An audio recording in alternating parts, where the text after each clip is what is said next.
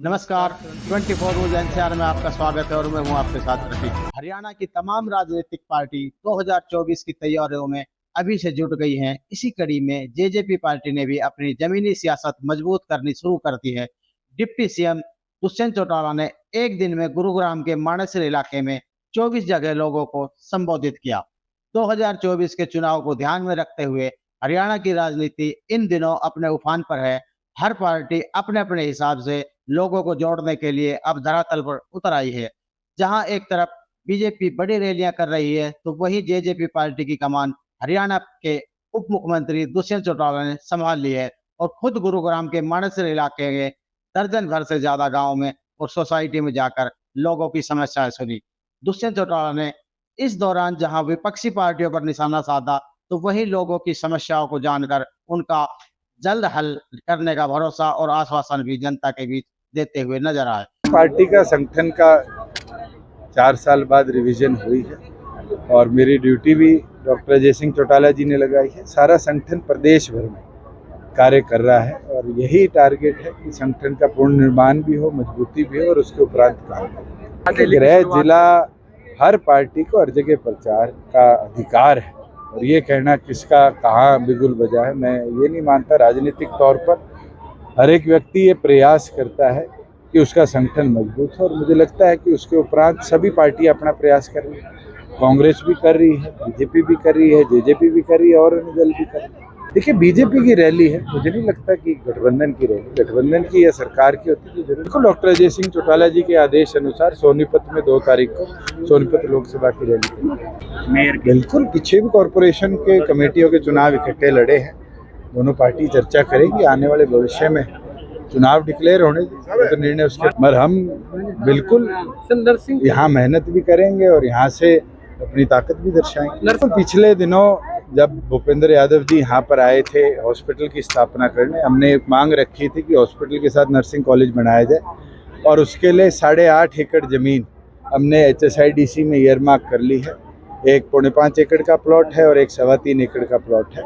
वो दोनों हम उनको ट्रांसफ़र कर देंगे और ESI द्वारा भी हमें लिखित में आ गया है कि वहाँ पर नर्सिंग कॉलेज की संशय आपके मन में हो सकता है, हमारे तो दोनों के नहीं। हरियाणा के डिप्टी सीएम दुष्यंत चौटाला ने अपने तूफानी दौरे की शुरुआत गुरुग्राम के मानेसर गांव से शुरू की और उसके बाद एक दर्जन भर गांव का दौरा किया। साथ ही आधा दर्जन से ज्यादा सेक्टर और सोसाइटी वासियों की समस्याएं भी जानी। इस तूफानी दौरे के बाद अपनी शिकायतों को लेकर दुष्यंत चौटाला के पास ग्रामीण और सोसाइटी के लोग भी पहुंचे और उन्हें दुष्यंत चौटाला ने भरोसा दिला कि जल्द ही उनकी समस्याओं का निदान कर दिया जाएगा। इस दौरान लोगों को और कार्यकर्ताओं ने भी खासा जोश और उत्साह दिखाई दिया। लोगों की माने तो जब उनके इलाके में कोई सीएम या डिप्टी सीएम आता है, तो जाहिर सी बात है कि विकास की नई बहार भी आती है। बहरहाल अब देखना यह होगा कि एक तरफ लोगों की शिकायतें जहां हरियाणा के डिप्टी सीएम सीधा सुन रहे हैं, तो वहीं इन तूफानी दौरों के बाद जेजेपी को कितनी मजबूती मिलेगी, यह तो आने वाला वक्त ही बताएगा।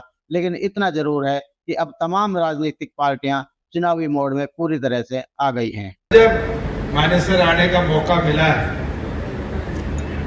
चाहे वो इंडस्ट्री के साथियों के साथ चर्चा करने का, चाहे RWA के साथियों के साथ चर्चा करने का, चाहे इस मानेसर गांव को सीधा देश की पहली कॉरपोरेशन बनाने का, हमेशा आप लोगों के सुझाव ने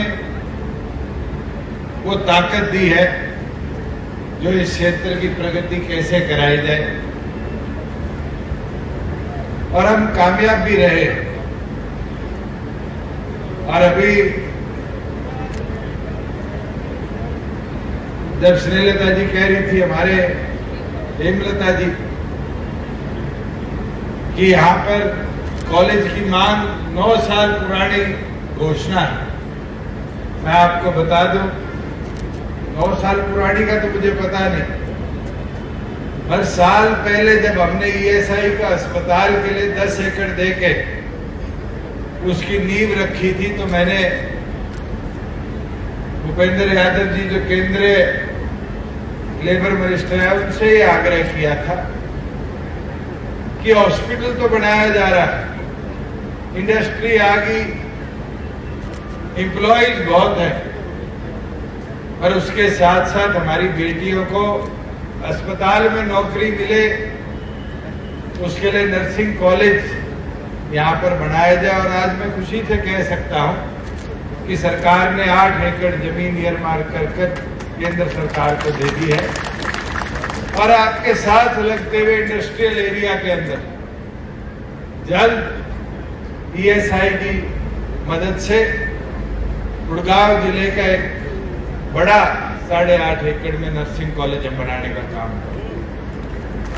और नर्सिंग कॉलेज का मतलब केवल मात्र इस अस्पताल नहीं, आज मेडिकल व्यवस्था में जिस तरीके का एक चढ़ाव आया है, उसके अंदर आने वाली समय में हमारे युवाओं को उस मेडिकल फील्ड में एक बहुत बड़ा सहयोग उस नर्सिंग कॉलेज से मिलेगा, जिससे रोजगार के नए संसाधन हम यहाँ पर बना पाएंगे। बुजुर्ग युवा साथियों, मैं एक चीज जरूर कह पाऊंगा कि 3.5 साल के सफर में जहां मानेसर ने तो बड़े पास से देखा था कि कैसे कांग्रेस के साधन सरकार में उस शासन के अंदर आपके यहाँ पर मारुति में कैसे लाठियां चली, मैनेजर की हत्या हुई, कैसे हीरो होंडा के पार्क में लाठियों से कर्मचारियों को पीटा गया। 3.5 साल में उद्योग हमें छोड़कर नहीं गया। आज आईएमटी उठाकर दे लो, एक फैक्ट्री बंद नहीं हुई, बल्कि नए उद्योग हमारे प्रदेश में आए। कातली हाजीपुर तो पड़ोस में ही है, 140 एकड़ में एशिया का सबसे बड़ा वेयर हाउस आज फ्लिपकार्ट वहां पर बना रही है। ये आपके पड़ोस में आईएमटी सोना जो मेवात के बॉर्डर पर है, जहां लोग कहते थे मेवात आ जाता है उद्योग नहीं आएंगे, वहां 180 एकड़ में दुनिया की जो सबसे बड़ी मोबाइल फोन की बैटरी बनाने का वाली कंपनी है एटीएल, ये अपनी फैक्ट्री लगा रही है। मारुति जो हरियाणा छोड़ के गुजरात चली गई थी, उसको हमारे केएमपी के ऊपर खरखोदा में आज 900 एकड़ में दुनिया का सबसे बड़ा गाड़ियों का प्लांट बनाने का काम किसी ने दिया तो आप लोगों ने दिलवाया, हरियाणा सरकार ने दिलवाया। आज उद्योग वापिस आने लग गया, और मानेसर के अंदर तो इंडस्ट्रियल की बजाय आज आईटी, आईटीएस सर्विसेज के इंडस्ट्री ने एक नया कीर्तिमान छूने का काम किया। ये मुमकिन हो पाया है तो आप लोगों की ताकत से, सहयोग से और सरकार में हिस्सेदारी से हो पाया। और मैं ये विश्वास दिला देता हूं कि मानेसर गांव को जो कमेटी, काउंसिल और फिर कॉरपोरेशन का दर्जा मिलना चाहिए था, आज कॉरपोरेशन बनाकर जरूर गांव में थोड़ी थोड़ी दिक्कतें आई होगी, नक्शा पास कराने लग गए, प्रॉपर्टी टैक्स लग गए, पर आप सोच भी नहीं सकते कि आने वाले भविष्य के लिए, आपकी पीढ़ियों के लिए कितना बड़ा लाभ ये कॉरपोरेशन ला पाएगी। और मैंने तो देखा है, जब मैं पार्लियामेंट में था अर्बन डेवलपमेंट कमेटी में, ये पुणे के साथ एक छोटी सी काउंसिल होती थी, 2 पिंपरी चिंचवाड़, वो कॉरपोरेशन बनी और आज पुणे से बड़ा कॉरपोरेशन पिंपरी चिंचवाड़। इतने उद्योग आए, इतना रोजगार के साधन बने, लोकल लोगों को उसका फायदा मिला। और मैं मानता हूं मानेसर को भी आने वाले भविष्य में इसका बहुत ज्यादा लाभ हमें देखने को मिलेगा। मैं तो यही आग्रह आपसे, अपील आपसे करूंगा कि सरकार के अंदर हिस्सेदारी से अपने आप को ताकत दी, मगर आने वाले समय में संगठन की ताकत को बढ़ाने का काम किसी ने करना है तो वो आप लोगों ने करना है। आज बूंद बूंद जोड़े घड़ा भी भरता है और बूंद बूंद जोड़े समुद्र बनता है। आज वो बूंद बूंद जोड़ने की जरूरत है। अगर हम नए लोगों को जोड़ेंगे, अपनी ताकत को बढ़ाएंगे, तभी जाकर आने वाले भविष्य में चाहे कॉर्पोरेशन हो, लोकसभा हो, विधानसभा हो, संगठन की ताकत को एक नए मुकाम पर पहुंचा पाए। और मैं तो यही आग्रह करूंगा, नए लोगों को जोड़ना शुरू करें।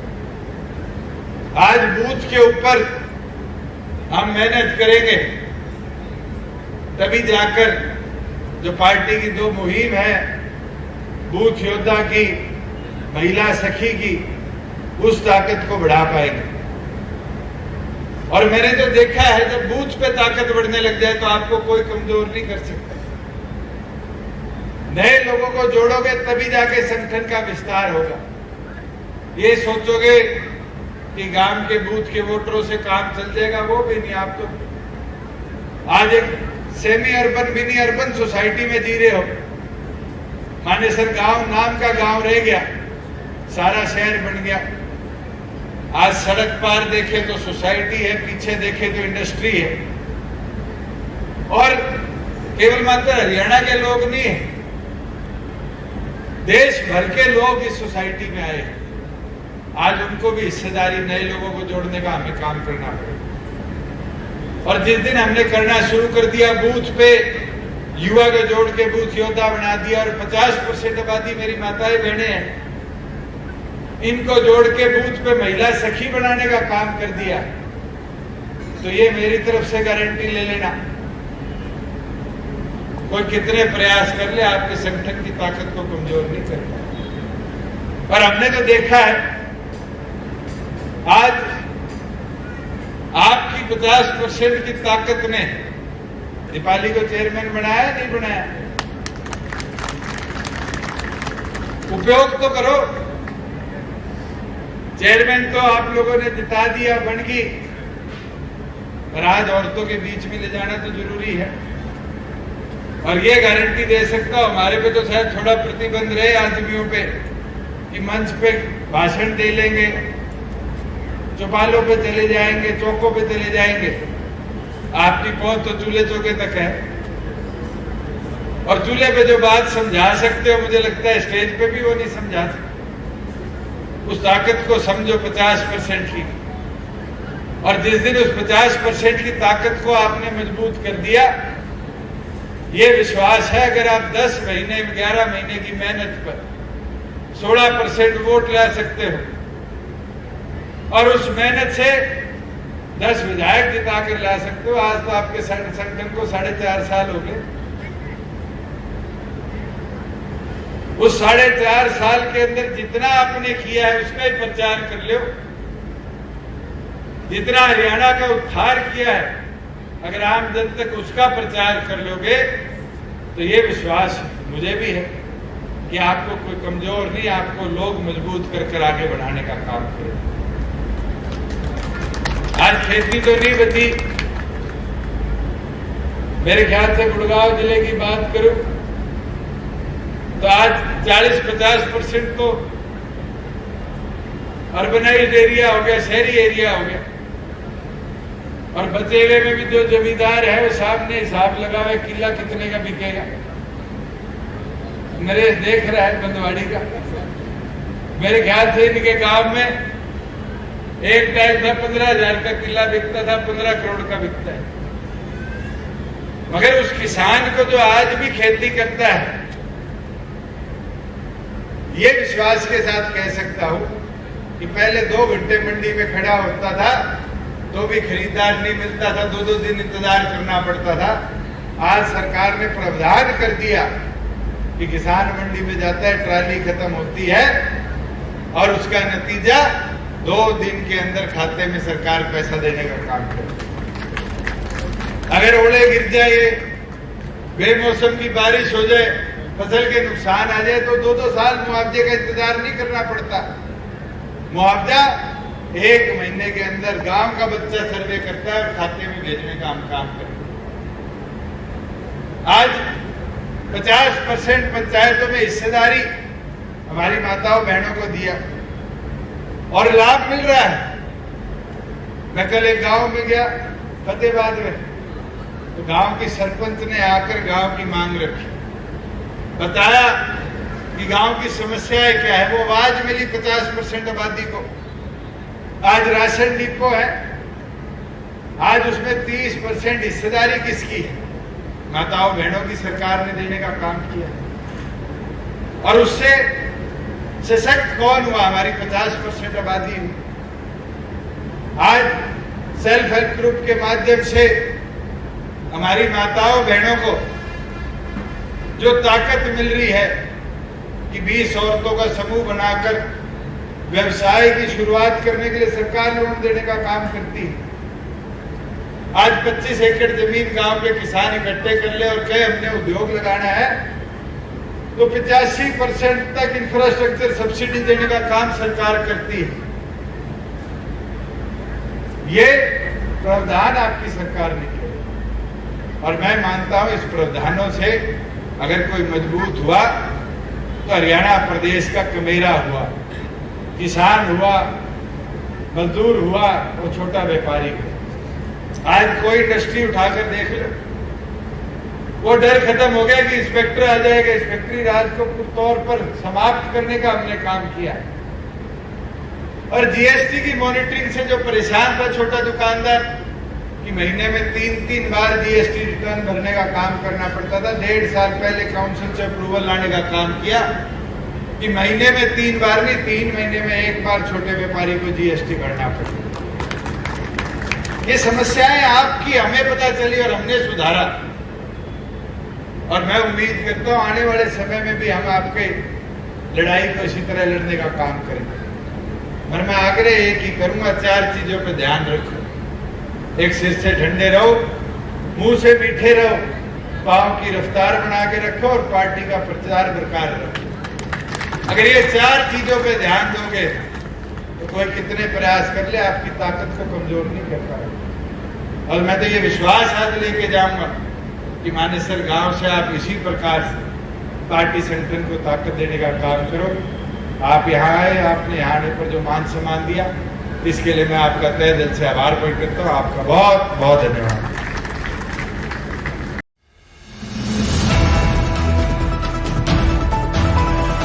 .24 न्यूज NCR सोशल मीडिया पर आधारित न्यूज चैनल है जो हिंदी में सभी प्रकार की लाइव ब्रेकिंग न्यूज, राजनीतिक हलचल, भक्ति, श्रद्धा और आस्था के साथ साथ मनोरंजन, बॉलीवुड, फिल्म, स्पोर्ट्स और बिजनेस की खबरों को आप तक पहुंचाता है। चैनल का उद्देश्य गुरुग्राम, रेवाड़ी, फरीदाबाद, रोहतक, झज्जर, मेवात और हरियाणा की लेटेस्ट खबरों को आप तक पहुंचाना है। इसलिए जुड़े रहे हमारे साथ। 24 न्यूज NCR, आपके हक की आवाज।